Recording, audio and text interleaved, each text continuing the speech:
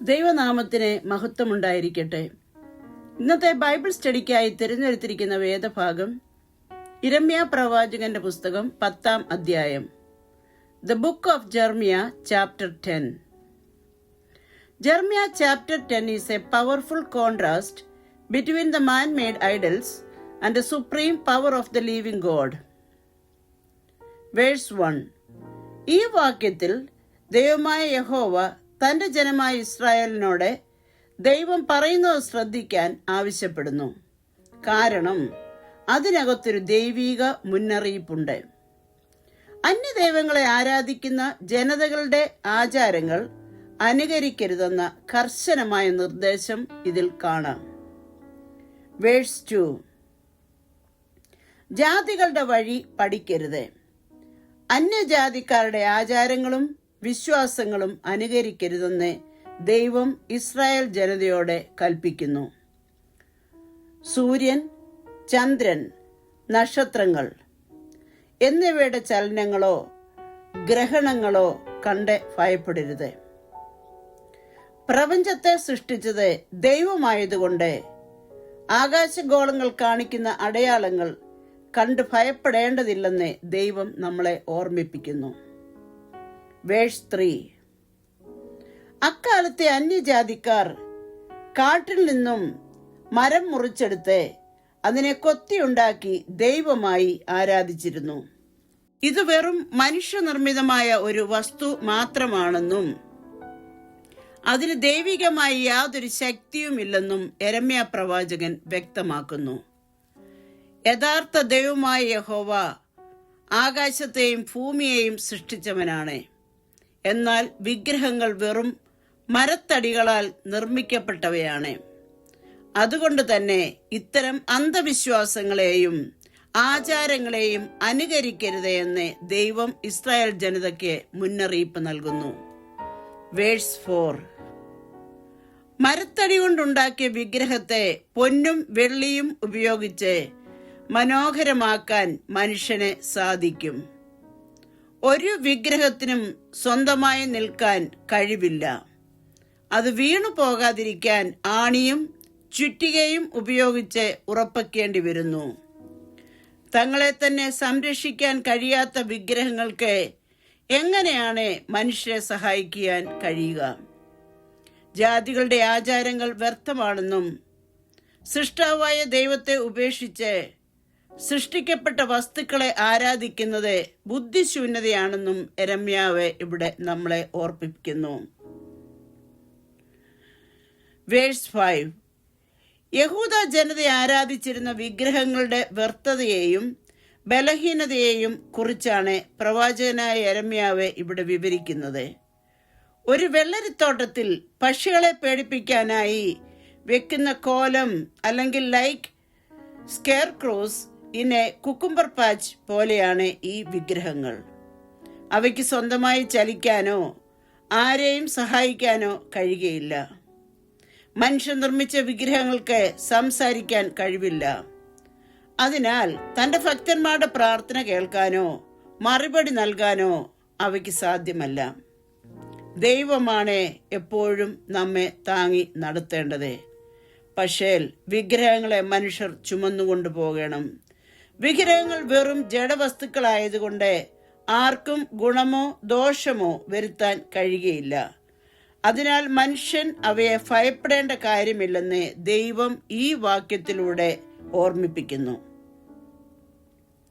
Verse 6. യഹോവയായ ദൈവത്തിന്റെ അതുല്യമായ മഹത്വത്തെയും ശക്തിയെയും കുറിച്ചാണ് 6-ാം വാക്യം വിവരിക്കുന്നത്. ഇവിടെ 3 കാര്യം ഈ വാക്യത്തിലൂടെ യിരെമ്യാ പ്രവാചകൻ വ്യക്തമാക്കുന്നു. 1. ദൈവത്തിന്റെ അതുല്യത. ഈ പ്രപഞ്ചത്തിൽ ദൈവത്തിന് തുല്യമായി മറ്റാരുമില്ല. മനുഷ്യൻ നിർമ്മിച്ച വിഗ്രഹങ്ങൾക്ക് ദൈവത്തിന് തുല്യമാകാൻ കഴിയുകയില്ല. 2. ദൈവത്തിന്റെ വലിപ്പം. ദൈവം സർവശക്തനും സകലത്തിന്മേലും അധികാരമുള്ളവനുമാണ്. 3. ദൈവനാമത്തിന്റെ മഹത്വം. ദൈവത്തിന്റെ നാമം എന്നത് ദൈവത്തിന്റെ വ്യക്തിത്വത്തെയും സ്വഭാവത്തെയും സൂചിപ്പിക്കുന്നു. വേഴ്സ് 7. ദൈവം എല്ലാ ജാതികളുടെയും രാജാവാണ്. പ്രപഞ്ചത്തിന്റെ സൃഷ്ടാവായ ദൈവത്തെ ഭയപ്പെടുകയും ബഹുമാനിക്കുകയും ചെയ്യേണ്ടത് മനുഷ്യന്റെ കടമയാണ്. ലോകത്തിലെ വലിയ ജ്ഞാനികളോ രാജാക്കന്മാരോ ദൈവത്തിന് തുല്യരാകത്തില്ല. വിഗ്രഹങ്ങൾ വെറും മരവും മനുഷ്യനിർമ്മിതവുമാണ്. നമ്മുടെ ദൈവം ജീവനുള്ളവനും സർവശക്തനുമാണ്. സകല മഹത്വത്തിനും ആരാധനയ്ക്കും യോഗ്യനാണ് നമ്മുടെ ദൈവം. Verse 8 describes the foolishness of idol worship. Jeremiah calls those who worship idols senseless and foolish because they rely on objects made of wood that have no life or power. Verse 9 വിഗ്രഹങ്ങളൊക്കെ വെള്ളിയും പൊന്നും കൊണ്ടുണ്ടാക്കിയ ലോഹങ്ങളാണ്. പക്ഷെങ്കിൽ സർവശക്തനായ ദൈവം ഈ പ്രപഞ്ചത്തെയും അതിലുള്ളതിനെയും സംരക്ഷിക്കുവാനും ഒരു നിമിഷം കൊണ്ട് നിർമൂലമാക്കുവാനും ശക്തിവാനാണ്. പ്രസിദ്ധ നഗരമായ തർസീസിൽ നിന്ന് കൊണ്ടുവന്ന വെള്ളിയും ശുദ്ധമായ പൊന്ന് ലഭിക്കുന്ന ഊബാസിൽ നിന്നുള്ള പൊന്നും അടിച്ചു പരുത്തി തട്ടാനും കൗശലപ്പണിക്കാരനും ഊമ വിഗ്രഹങ്ങളെ ഉണ്ടാക്കി അവയ്ക്ക് വില കൂടിയ നീലനൂലും ധൂമ്രനൂലും കൊണ്ട് ശില്പികൾ ഉണ്ടാക്കിയ ജഡവസ്തുക്കളാണ് അത് എന്ന് പ്രവാചകൻ ഓർമ്മിപ്പിക്കുന്നു. എന്നാൽ യഹോവയായ ദൈവം സത്യദൈവവും ജീവനുള്ളവനുമാണ്. മനുഷ്യൻ സ്വന്തം കൈപ്പണിയാൽ ഉണ്ടാക്കിയ വസ്തുക്കളെ ദൈവമായി കണ്ട് ആരാധിക്കുന്നത് അർത്ഥശൂന്യമാണ്. വേഴ്സ് 10 ലോകത്തിലുള്ള വിഗ്രഹങ്ങൾ മിഥ്യയാണ്, എന്നാൽ യഹോവ മാത്രം യഥാർത്ഥവും സത്യവുമായ ദൈവം. അവന്റെ ഭരണം താൽക്കാലികമല്ല, അവൻ എന്നേക്കും വാഴുന്ന നിത്യരാജാവാണ്. ദൈവക്രോധത്തിന്റെ മുന്നിൽ ഭൂമി നടുങ്ങുന്നു. No nation or military strength can endure his judgment when it is poured out. Verse 11 ബൈബിളിലെ മറ്റു ഭാഗങ്ങളിൽ നിന്ന് വ്യത്യസ്തമായി ആരാമിക് ഓർ സുറിയാനി ഭാഷയിലാണ് ഈ വാക്യം എഴുതപ്പെട്ടിരിക്കുന്നത്. ഈ വാക്യത്തിന്റെ പ്രധാന ഉദ്ദേശങ്ങൾ യഥാർത്ഥ ദൈവത്തെ തിരിച്ചറിയുക, വിഗ്രഹാരാധനയ്ക്കെതിരെയുള്ള മുന്നറിയിപ്പ്, സൃഷ്ടിക്കപ്പെടാത്തതും എന്നാൽ ആരാധിക്കപ്പെടുന്നതുമായ എല്ലാ ദൈവങ്ങളും കാലക്രമേണ ഭൂമിയിൽ നിന്ന് ഇല്ലാതാകുമെന്നും എന്നാൽ പ്രപഞ്ച സൃഷ്ടാവായ ദൈവം എന്നേക്കും നിലനിൽക്കുമെന്നും ഈ വാക്യം പഠിപ്പിക്കുന്നു. വേഴ്സ് 12 മനുഷ്യർ നിർമ്മിക്കുന്ന വിഗ്രഹങ്ങൾക്കില്ലാത്ത സർവശക്തിയും ജ്ഞാനവും സത്യദൈവത്തിനുണ്ടെന്ന് ഈ വചനം പ്രഖ്യാപിക്കുന്നു.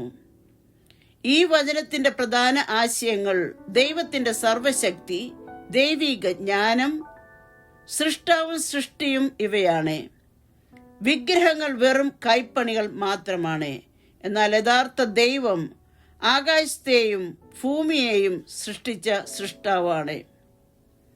വേഴ്സ് 13 മനുഷ്യർ നിർമ്മിക്കുന്ന അറിവില്ലാത്ത വിഗ്രഹങ്ങളെയല്ല, മറിച്ച് പ്രകൃതിയെ മുഴുവൻ നിയന്ത്രിക്കുന്ന സർവശക്തനായ ദൈവത്തെ നാം ആരാധിക്കേണ്ടതെന്ന് ഈ വാക്യം ഓർമ്മിപ്പിക്കുന്നു. ഇവിടെ നാം കാണുന്നത് ദൈവം പ്രകൃതിയെ നിയന്ത്രിക്കുന്നവൻ. മഴ, ഇടിമുഴക്കം, കാറ്റ് ഇവ ദൈവത്തിന്റെ കൽപ്പനയനുസരിച്ച് ഉണ്ടാകുന്നു. സൃഷ്ടാവായ ദൈവം. വിഗ്രഹങ്ങൾ വെറും മനുഷ്യനിർമ്മിതവും ജീവനില്ലാത്തതുമാണ്, എന്നാൽ സൃഷ്ടാവായ ദൈവം ആകാശത്തെയും ഭൂമിയെയും നിയന്ത്രിക്കാൻ കഴിവുള്ളവനാണ്. ദൈവിക ഭണ്ഡാരത്തിൽ നിന്ന് കാറ്റും മഴയും പുറത്തു വരുന്നു. പ്രകൃതിയിലെ എല്ലാ പ്രതിഭാസങ്ങളും ദൈവത്തിന്റെ പൂർണ്ണ നിയന്ത്രണത്തിലാണ്.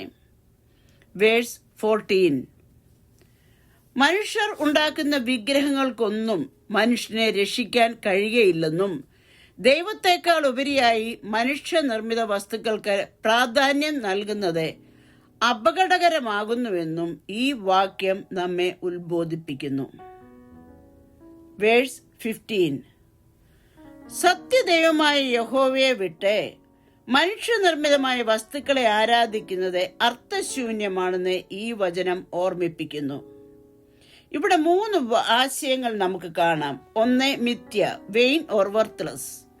മനുഷ്യർ കൈകൊണ്ട് നിർമ്മിക്കുന്ന വിഗ്രഹങ്ങൾക്ക് ജീവനില്ലെന്നും അവ വെറും ശൂന്യമാണെന്നും ഈ വാക്യത്തിൽ കാണാം. പരിഹാസ്യം, വർക്ക് ഓർ എറേഴ്സ്. ദൈവത്തെ ഉപേക്ഷിച്ച് വിഗ്രഹങ്ങളെ ആരാധിക്കുന്നത് വിഡ്ഢിത്തവും വഞ്ചനയുമാണ്. നാശം, പെറിഷ്.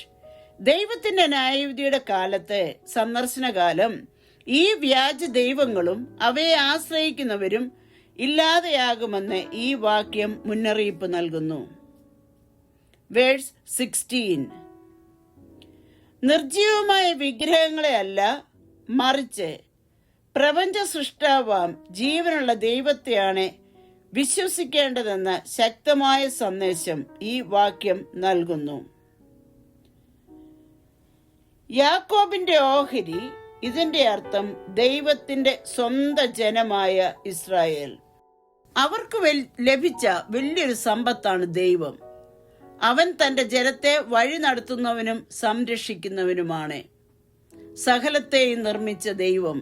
വിഗ്രഹങ്ങൾ മനുഷ്യാൽ നിർമ്മിക്കപ്പെട്ടവരാണ്, എന്നാൽ യഹോവ പ്രപഞ്ചം മുഴുവനും സൃഷ്ടിച്ച ദൈവമാണ്. സൈന്യങ്ങളുടെ യഹോവ പ്രപഞ്ചത്തിലെ എല്ലാ ശക്തികൾക്കും മീതെ അധികാരമുള്ളവരാണ് ദൈവമെന്ന് ഈ നാമം വെളിപ്പെടുത്തുന്നു. വേഴ്സ് 17. ഈ വാക്യത്തിലൂടെ പ്രവാചകനായ യിരെമ്യാവ് യെരുശലേം നിവാസികൾക്ക് വരാനിരിക്കുന്ന നാശത്തെക്കുറിച്ച് മുന്നറിയിപ്പ് നൽകുന്നതായി ഇവിടെ കാണാം.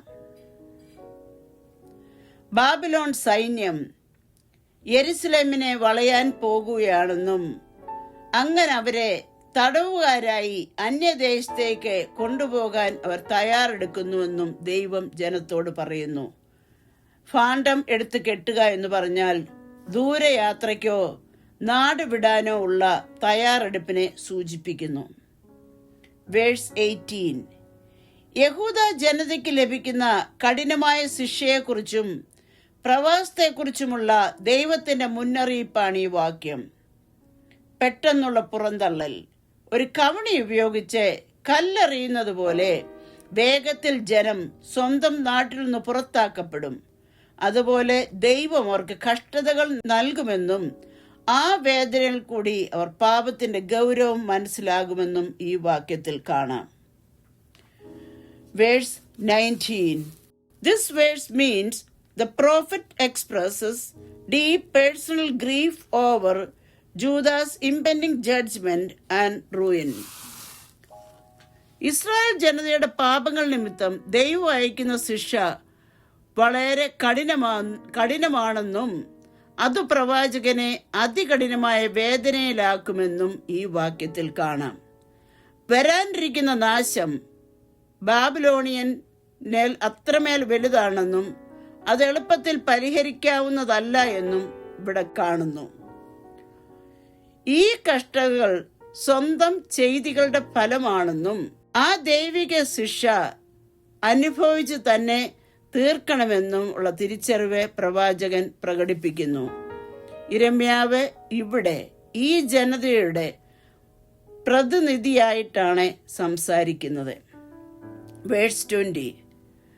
പ്രവാചകനായ യിരെമ്യാവ് യെരുശലേമിന്റെയും യഹൂദ ജനതയുടെയും ദൈവത്തോടുള്ള അനുസരണക്കേട് നിമിത്തം ഉണ്ടായ ശിക്ഷാവിധി ഇവിടെ ഈ വാക്യത്തിൽ പ്രതിപാദിക്കുന്നു. കൂടാരം നശിച്ചു എന്ന് സൂചിപ്പിക്കുന്നത് ഇസ്രായേൽ ജനതയുടെ വാസസ്ഥലവും ദേവാലയവും ശത്രുക്കളാൽ തകർക്കപ്പെട്ടു എന്നതാണ്. കൂടാരത്തിന്റെ കയറുകൾ പൊട്ടിപ്പോയതുപോലെ ആ ജനതയെ താങ്ങി നിർത്തിയിരുന്ന എല്ലാ സുരക്ഷാ സംവിധാനങ്ങളും തകർന്നു. മക്കൾ എന്നെ വിട്ടുപോയി എന്നത് പ്രവാസത്തെ സൂചിപ്പിക്കുന്നു. യുദ്ധം കാരണവും അടിമകളായി പിടിക്കപ്പെട്ടത് കാരണവും അടുത്ത തലമുറ നഷ്ടപ്പെട്ടു. തകർന്നവയെ പുനർനിർമ്മിക്കാൻ ആരും അവശേഷിക്കുന്നില്ല. വേഴ്സ് 21. ഈ വാക്യത്തിൽ ഇടയന്മാർ എന്ന് ഉദ്ദേശിക്കുന്നത് ഇസ്രായേലിലെ ഭരണാധികാരികളെയും ആത്മീയ നേതാക്കളെയുമാണ്. അവർ ദൈവവചനം അനുസരിക്കാതെ അവരുടെ അവിവേകം മൂലം അവർ നയിക്കുന്ന ജനങ്ങൾ കഷ്ടപ്പെടുകയും ചിതറിപ്പോവുകയും ചെയ്യുന്നു. ദൈവത്തെ ഭയപ്പെടാത്തതും ദൈവഹിതം അറിയാത്തതുമായ നേതൃത്വം ജനങ്ങളെ നാശത്തിലേക്ക് നയിക്കും എന്നതാണ് ഈ വാക്യത്തിന്റെ സാരം. വേഴ്സ് 22. ശ്രദ്ധിക്കൂ, വരാനിരിക്കുന്ന ഒരു വലിയ നാശത്തെക്കുറിച്ചുള്ള മുന്നറിയിപ്പ് ഇവിടെ കാണാം. വടക്ക് നിന്നുള്ള ബാബിലോണിയൻ സൈന്യം ഇസ്രായേലിനെ ആക്രമിക്കാൻ വലിയൊരു ശബ്ദം പോലെ വരുന്നു. അത് വളരെ ഭയാനകമായിരിക്കും. ജനവാസമുള്ള നഗരങ്ങൾ യുദ്ധത്തിലൂടെ തകർക്കപ്പെടുകയും അവിടെ മനുഷ്യരില്ലാതാവുകയും ചെയ്യും. അവിടെ വന്യമൃഗങ്ങളുടെയും കുറുനരികളുടെയും താവളമാകും. ജനങ്ങൾ ദൈവത്തെ ഉപേക്ഷിച്ചതിന്റെ ഫലമായി നേരിടേണ്ടി വരുന്ന ശിക്ഷ ഭയാനകമാകും. വേഴ്സ് 23. യിരെമ്യാ പ്രവാചകൻ ഈ വാക്യത്തിലൂടെ മനുഷ്യന്റെ പരിമിതികളെയും ദൈവത്തിലുള്ള ആശ്രയത്വത്തെയുമാണ് സൂചിപ്പിക്കുന്നത്. മനുഷ്യന് സ്വന്തം ജീവിതത്തെ പൂർണ്ണമായി നിയന്ത്രിക്കാൻ കഴിവില്ല. ദൈവത്തിന്റെ അനുവാദമില്ലാതെ മനുഷ്യനെ ഒരു കാര്യവും ചെയ്യാൻ പറ്റത്തില്ല. സ്വന്തം ബുദ്ധിയിൽ ആശ്രയിക്കാതെ ജീവിതത്തിന്റെ നിയന്ത്രണം ദൈവത്തെ ഏൽപ്പിക്കണം. ദൈവമാണ് യഥാർത്ഥ വഴികാട്ടി. വേഴ്സ് 24. യിരെമ്യാ പ്രവാചകന്റെ ദൈവത്തോടുള്ള ഒരു പ്രാർത്ഥനയാണിത്. തിരുത്തലിനായി ദൈവത്തിന്റെ ദണ്ഡനം അല്ലെങ്കിൽ ശിക്ഷ തനിക്ക് ആവശ്യമാണെന്ന് പ്രവാചകൻ തിരിച്ചറിയുന്നു. ദൈവത്തിന്റെ കഠിനമായ കോപം മനുഷ്യന് താങ്ങാനാവില്ലെന്നും അത് അവനെ പൂർണ്ണമായും ഇല്ലാതെയാക്കും എന്ന് പ്രവാചകൻ ഭയപ്പെടുന്നു. അതിനാൽ ശിക്ഷിക്കുമ്പോൾ ദൈവത്തിന്റെ അളവറ്റ കാരുണ്യവും ന്യായവും കൂടെ ഉണ്ടാകണമെന്ന് അപേക്ഷിക്കുന്നു. ഈ വാക്യം പഠിപ്പിക്കുന്നത് ദൈവത്തിന്റെ ശിക്ഷ നമ്മെ നശിപ്പിക്കാനല്ല, ശരിയായ ദിശയിലേക്ക് നമ്മെ തിരിച്ചു വരുത്താൻ ഉള്ളതാണ്. വേഴ്സ് 25. ഈ വാക്യത്തിൽ നശിക്കാനിരിക്കുന്ന ഒരു ജനതയ്ക്ക് വേണ്ടിയുള്ള യിരെമ്യാ പ്രവാചകന്റെ തീവ്രമായ പ്രാർത്ഥനയാണ് കാണുന്നത്. ഇസ്രായേൽ ജനതയെ അതിക്രൂരമായി ആക്രമിക്കുകയും അവരുടെ വാസസ്ഥലങ്ങൾ നശിപ്പിക്കുകയും ചെയ്തു. സ്വന്തം ജനത്തിന് തെറ്റുകൾ പറ്റിയെങ്കിലും ദൈവത്തെ ഒട്ടും ഭയപ്പെടാത്ത ശത്രുക്കൾ ശിക്ഷിക്കപ്പെടണമെന്നും ദൈവം തന്റെ ജനത്തെ സംരക്ഷിക്കണമെന്നുള്ള യിരെമ്യാവിന്റെ ആകുലത ഈ വാക്യത്തിൽ നിഴലിക്കുന്നു. ദൈവത്തിന്റെ നീതിയും തന്റെ ജനത്തോടുള്ള കരുണയും ഒരേ സമയം വെളിപ്പെടുത്തണമെന്ന പ്രവാചകന്റെ പ്രാർത്ഥനയാണിത്. കൺക്ലൂഷൻ. 10-ാം അധ്യായത്തിന്റെ രത്നചുരുക്കം. വ്യാജ ദൈവങ്ങളിൽ ആശ്രയിക്കാതെ ഏകസത്യ ദൈവമായ യഹോവയെ മാത്രം നാം ആരാധിക്കണം. വിഗ്രഹങ്ങൾ വെറും വസ്തുക്കളാണെന്നും എന്നാൽ ദൈവം ജീവനുള്ളവനാണെന്നും സ്ഥാപിച്ചുകൊണ്ട് യിരെമ്യാ പ്രവാചകൻ തന്റെ ജീവിതത്തെയും ജനത്തെയും ദൈവകരങ്ങളിൽ ഏൽപ്പിച്ചു കൊടുക്കുന്നു. അതുപോലെ നമുക്ക് ഓരോരുത്തർക്കും നമ്മളെയും നമുക്ക് വേണ്ടപ്പെട്ട ഏവരെയും ദൈവകരങ്ങളിൽ സമർപ്പിക്കാം. ഈ വചനങ്ങളാൽ ദൈവം നമ്മെ ഏവരെയും അനുഗ്രഹിക്കട്ടെ.